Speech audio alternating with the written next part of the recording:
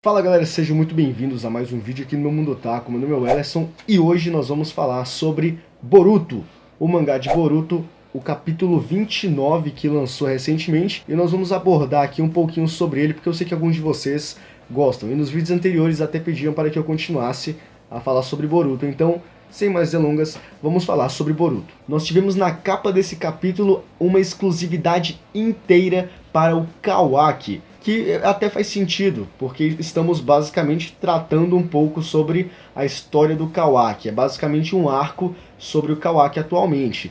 Então fez todo sentido essa capa, que é muito linda, por sinal. Nós precisamos começar esse vídeo aqui comentando com certeza a teoria do Kashin Koji. Cara, lembra que no final do último capítulo ele invadiu Konoha, que tinha todo um sistema para você saber se a pessoa fazia parte se tinha o chakra registrado na aldeia e tudo mais, se não tivesse seria invasão e o pessoal saberia. Tudo isso, lembra de tudo isso? Então, o Kashin conseguiu entrar dentro da aldeia, o que fortaleceu mais ainda a teoria de que ele é o Jiraiya, ou alguém pertencente à família do Jiraiya. Então, com base nisso, nós tivemos a continuação, nós tivemos o desdobramento dessa situação nesse capítulo. E o que aconteceu? Ele lá dentro, cara, apareceu um sapo. Ele tirou um sapo, ele invocou um sapo para poder encontrar o Kawaki. E a única coisa que eu penso é que a cada capítulo que passa, a cada processo que vai se desenvolvendo, os indícios vão ficando ainda maiores. Então, ou de fato ele é o Jiraiya mesmo e não morreu, não sei, ressurgiu das cinzas, ou é alguém que fez parte da vida do Jiraiya, sei lá, tem um sangue do Jiraiya, filho, não sei. Mas o mangá tá deixando a gente sonhar. E enfim, pulando essa parte, que foi apenas um fechozinho de esperança de será que é o Jiraiya, será que não? Talvez seja até uma zoação do pessoal fazendo piadinha com a gente, piadinha interna lá. Vamos deixar eles acharem que é, tá, tudo mais. Pulando para essa parte, nós tivemos um treinamento entre o Naruto e o Boruto. O Boruto tava lá sentado no sofazinho jogando aquele gamezinho que ele gosta muito, e o Naruto acabou chamando ele para treinar, para ver as habilidades do Boruto, ver o quanto ele tinha evoluído com os treinos e tudo mais, e acabou assim de quebra chamando o Kawaki para ir acompanhar. E nesse momento, esse foi um ponto interessante, porque nós vimos uma parte da história do Kawaki, que eu vou abordar daqui a pouquinho, e também vimos um desenvolvimento do Karma, ou da Karma, não sei como se fala, enfim, que é o novo poderzinho do Boruto e que o Kawaki também tem. E nós descobrimos, não muita coisa, mas descobrimos algumas coisas adicionais sobre esse novo poder. Então o que aconteceu? O Boruto estava treinando com o Naruto, usou o Kagebunshin, estava lá lutando, será que vai dar certo? A gente até pensou, caramba, a luta tá fluindo, meu Deus, será que o Naruto vai perder? Obviamente que não, né, cara? Não tinha como o Naruto perder pro Boruto.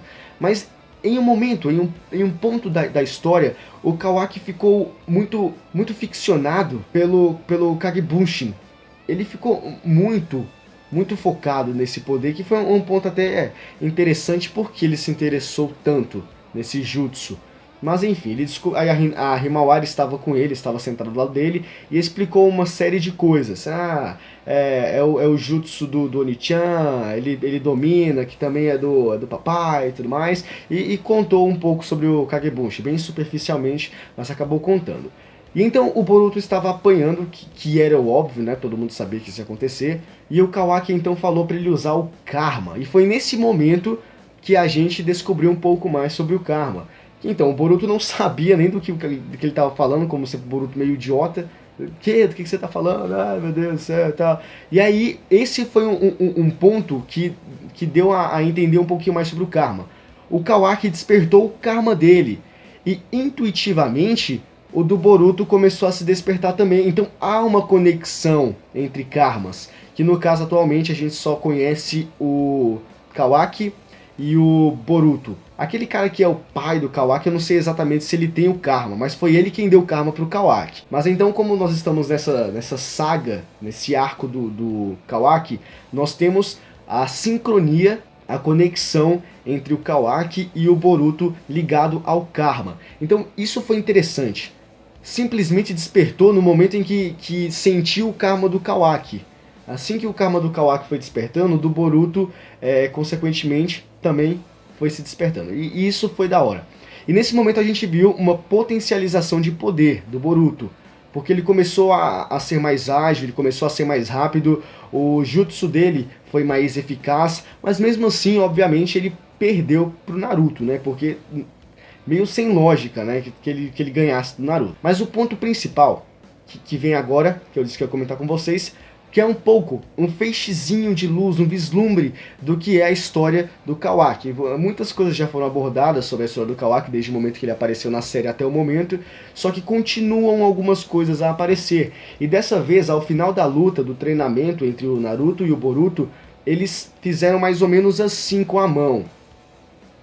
E o Kawaki perguntou o que seria isso. Ele perguntou para Himawari, que estava do lado dele, e a Himawari disse que era um selo de reconciliação, que fazia basicamente após um treinamento ou após uma luta para demonstrar respeito e que tudo está bem entre os dois que estavam lutando. Algo do gênero. E a partir desse ponto nós descobrimos que o Kawaki era maltratado pelo pai dele, entre aspas, pai.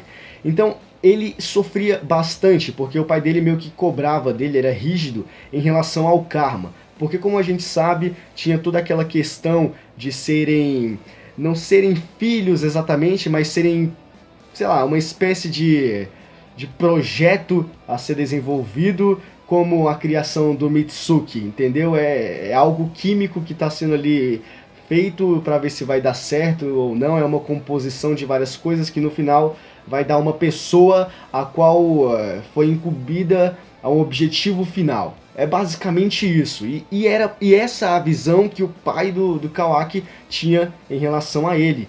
Então ele constantemente apanhava porque não conseguia despertar o karma, ou não conseguia despertar de forma eficaz, usando os poderes e tudo mais, e o cara ficava com raiva e batia nele. Então foi um baque de perspectiva para o Kawaki, vendo o Boruto treinando com o Naruto, que são pai e filho.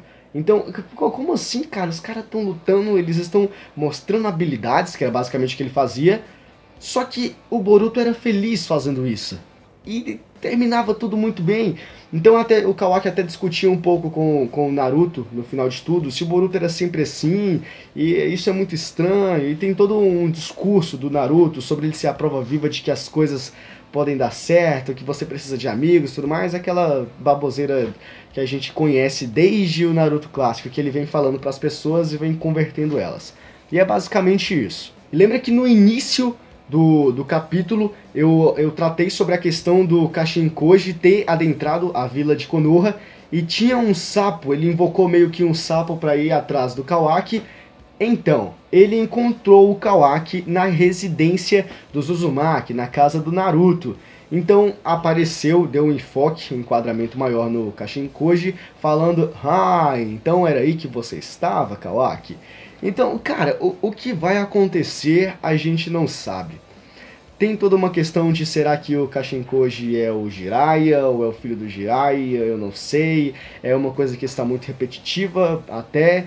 É uma tecla bastante batida, mas que, querendo ou não, é um hype, está em voga. Então é isso daí, cara. Ele encontrou o Kawaki.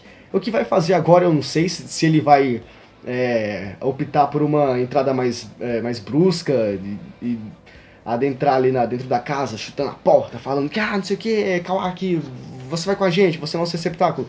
Ou se ele vai, sei lá, aparecer como Jiraiya pro Naruto e mudar todo um contexto, causar um plot twist geral. Cara, são coisas que a gente não sabe, tem que acompanhar pra ter uma noção, entendeu? Então, calma, cara, calma. Bom, galera, esse aqui foi o vídeo de hoje. Se vocês gostaram, já sabem o que fazer.